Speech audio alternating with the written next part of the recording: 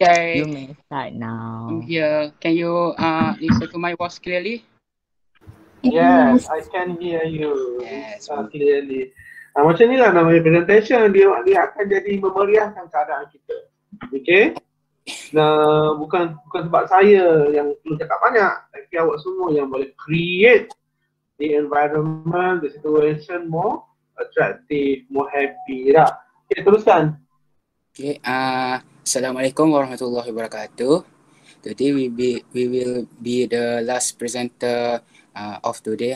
Okay. Me, Danish Alani, or you can call me Mr. Danny. Second, Arif. Third, Shamil, and the last one, the main presenter today, YB Harris, or you, aka JJ Thompson. Okay. So we will present. We present to you about the oils and fats. Okay, so sekarang ni kita tengok elemen yang membentuk oils and fats. There are three: carbon, hydrogen, and oxygen.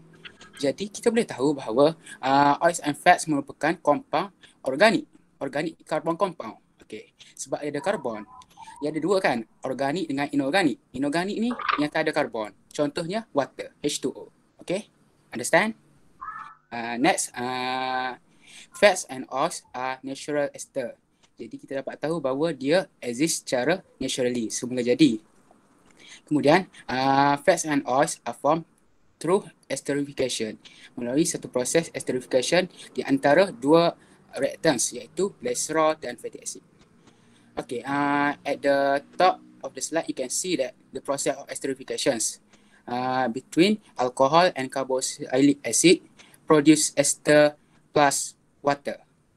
So, kita dapat tahu alkohol itu adalah glycerol, manakala carboxylic acid itu adalah fatty acid. Dan ester yang terhasil iaitu oils and fats. Jadi boleh jadi antara kedua-dua tu. Mungkin boleh jadi oils, mungkin boleh jadi fats. Okay. Next, kita tengok satu-satu. First, glycerol. Glycerol is an alcohol. So kita dah tahu dah general formula bagi alkohol apa? Iaitu CnH2n plus 1OH. OH tu apa? OH tu merupakan functional group bagi alkohol, iaitu hydroxyl group. Tapi kita tak dapat lihat dekat sini, glycerol ni nama UPAC dia adalah propan 1,2,3-triol. Kenapa dia ada 3? Jadi kita dapat tahu bahawa dia ada 3 hydroxyl group. Jadi kita tengok structural formula dia.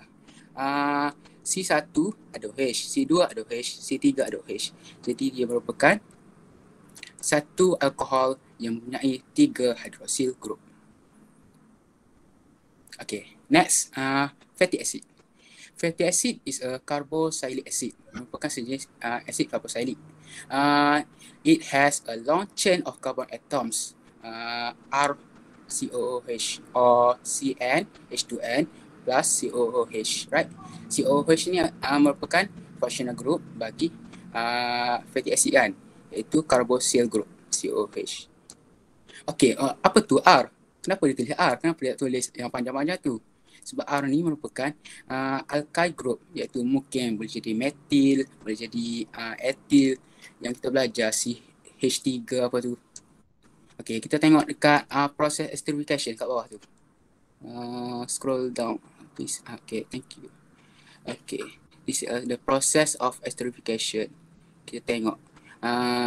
When 1 mole of glycerol reacts with 3 mole of fatty acids, so it will become 1 mole of fats or oils, right? And 3 mole of water.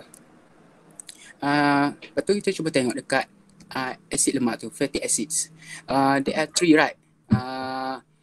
Yang paling atas tu R saja. Lepas tu yang tengah tu R prime. At the bottom R prime prime. Jadi maksudnya apa? Maksudnya ia merupakan satu rantai hydrocarbon chain yang tadi saya cakap metil tu kan, yang alkyl group tu kan. Dia boleh jadi sama, boleh jadi berbeza. Okey, hari ni kita dapat general formula bagi menghasilkan fats and oils, iaitu glycerol tambah fatty acid produce fats or oils and water. Okay, understand? Okay. Good. Yes. Understand what? Yes. Yes. Kita So macam ulang balik dulu. I will pass the next points to the other presenter. Please welcome. So we are going to the sources of oil. Kuat sikit Arif, Daniel. Yes. Dengar sir? Okay. We are going to the next slide, which is sources of oil. There are many sources of oil where we can find them. We can find oil in nuts, soy, corn, coconut, and palm oil. Meanwhile, fats are normally found in animal and human tissues. In the human tissues, we store fat in adipocyte.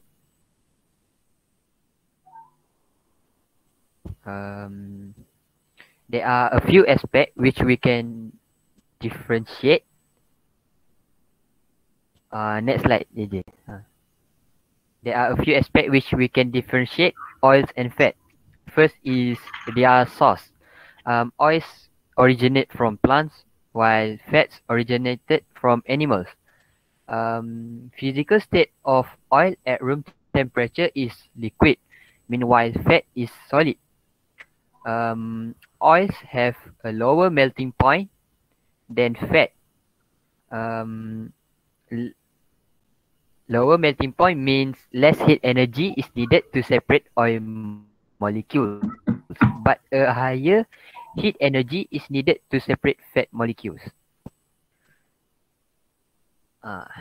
Thank you.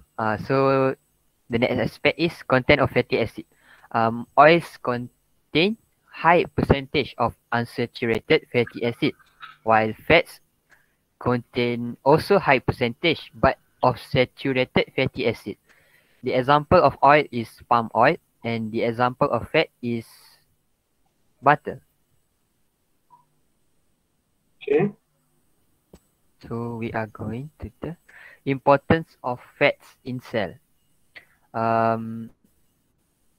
Fat is important for energy saving in animals.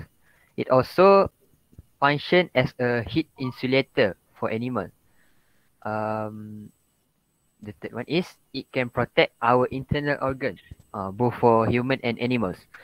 Lastly, it functions as a solvent for vitamin A, D, E, and K, which is a fat-soluble vitamin. So for the next slide, I'm going to pass it to Syamil. Saya dulu lah. Bye, Biharis. Okay. Okay, thank you to Danish and Arif. So, okay, semua dah faham ke apa itu lemak, apa itu oil? Dah faham ke? Macam mana kita nak menghasilkan fats or oil? Okay, jadi saya nak tanya soalan dulu. The soalan is, glycerol is carboxylic acid or alcohol? Okay, someone please reply. My question is, glycerol is alcohol or carboxylic acid? Alkohol. Alkohol. Okay, apabila kita kata alkohol, mereka akan ada, bukan mereka lah, it will have the functional group of hydroxyl group, OH. Okay.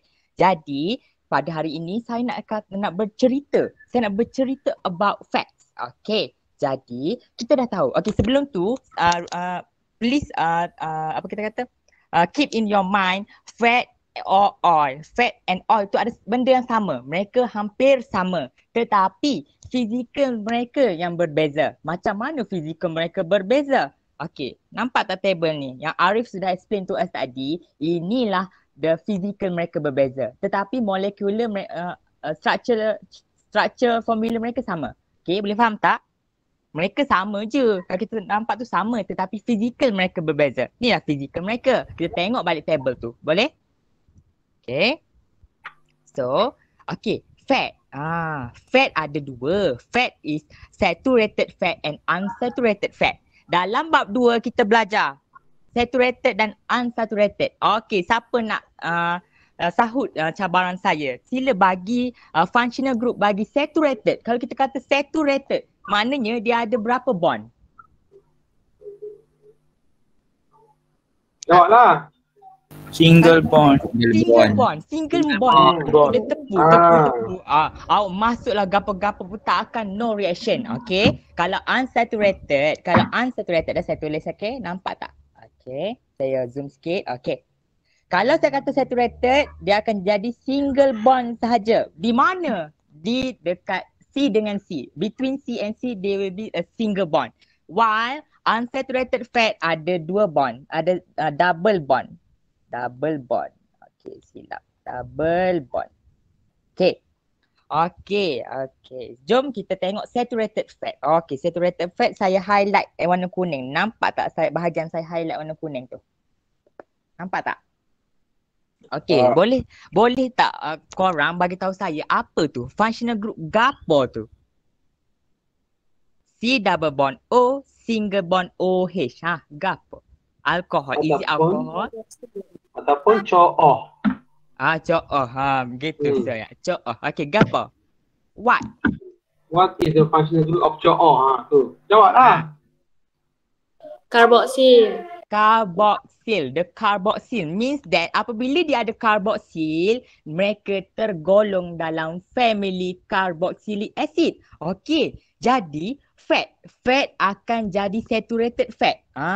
Fat akan jadi saturated fat jika dan hanya maka mereka mengandungi saturated fatty acid. Saturated fatty acid. Okey, di mana unsaturated fat akan terbentuk jika glycerol bergabung dengan unsaturated fatty acid.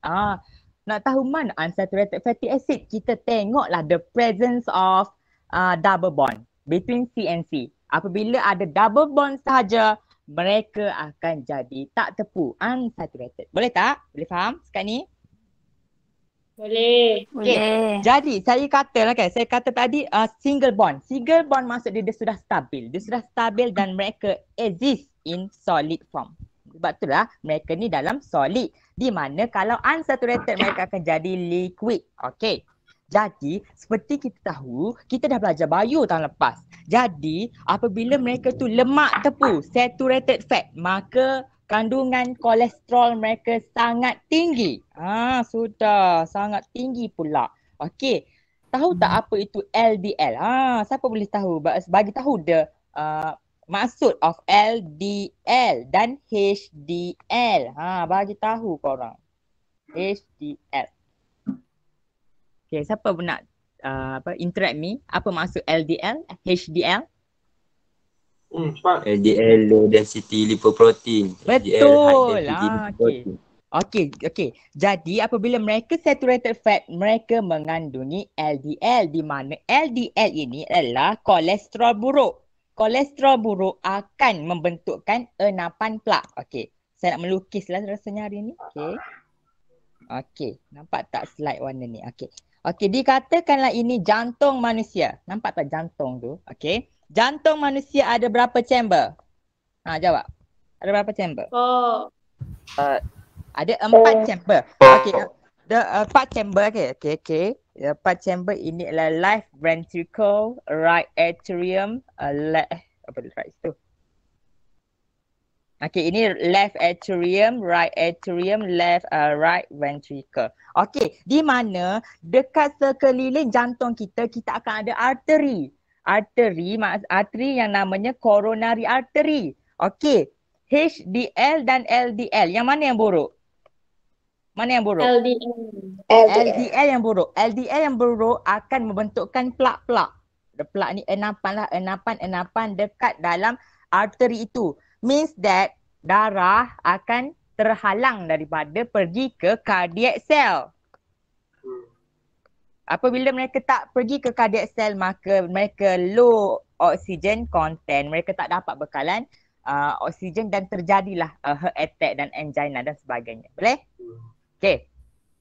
Saya cover dah tu. Okay, dan biasanya animal fats, lemak-lemak haiwan akan mempunyai saturated fat yang single bond. Okay. Saya proceed pula kepada macam mana kita nak tukar unsaturated fat kepada saturated fat. Okay, unsaturated fat berapa bond?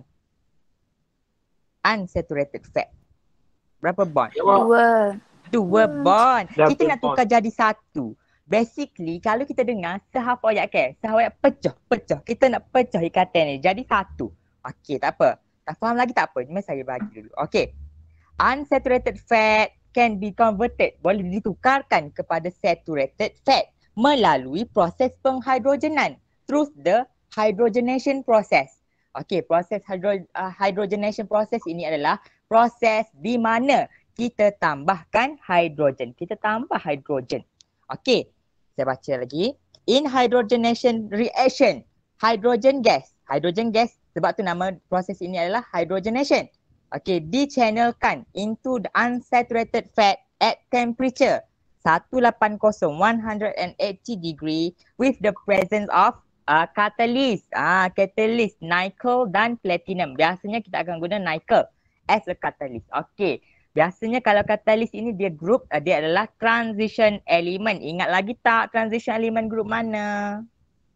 Dia group 13 hingga 12. Tak apa.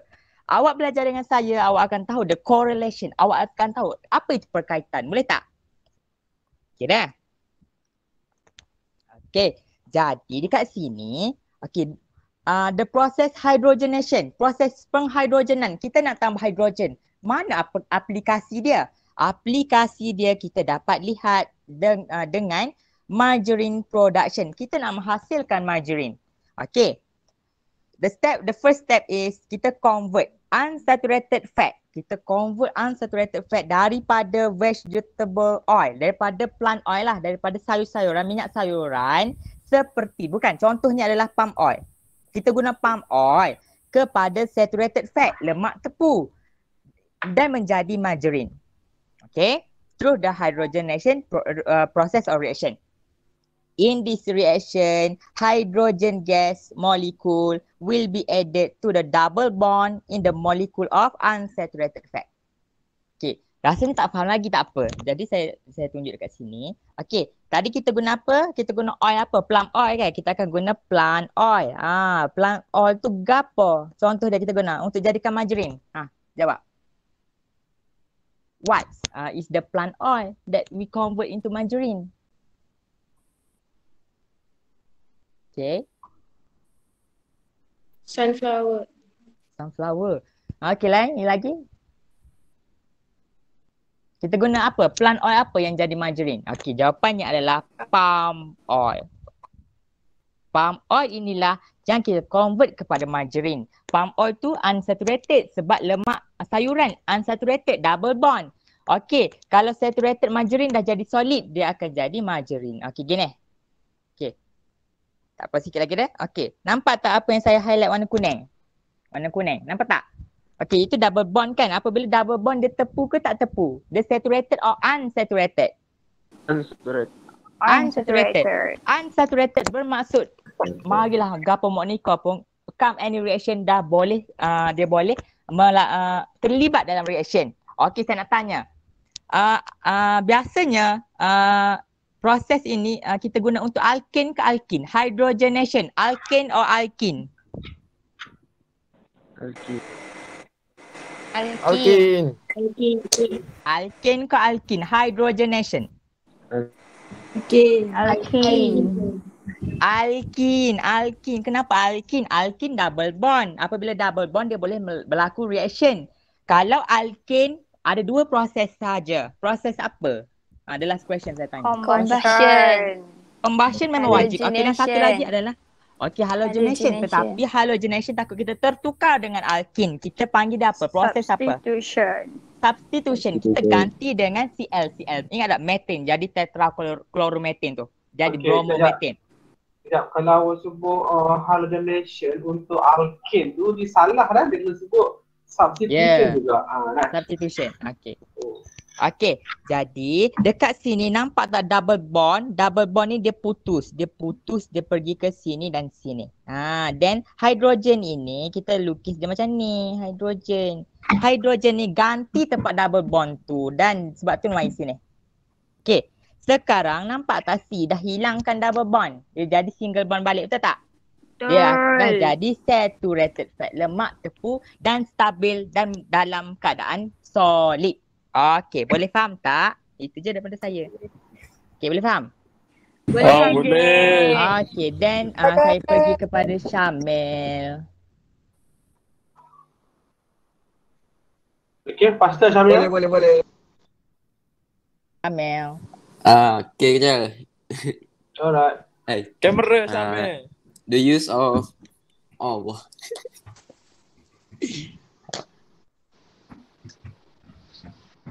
The use of oils and fat in our daily life.